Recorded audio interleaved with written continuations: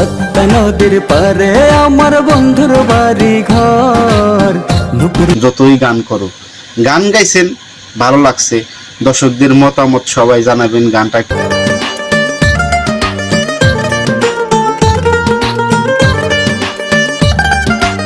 কেমন হয়েছেন। আর পরবর্তী ভিডিও নিয়ে আসছি আপনাদেরকে কিছু দেখানোর জন্য এদেরকে নিয়ে। কাখে কলসি নিয়া যায় রে আঁকা বাঁকা হেঁটে, তারি মতো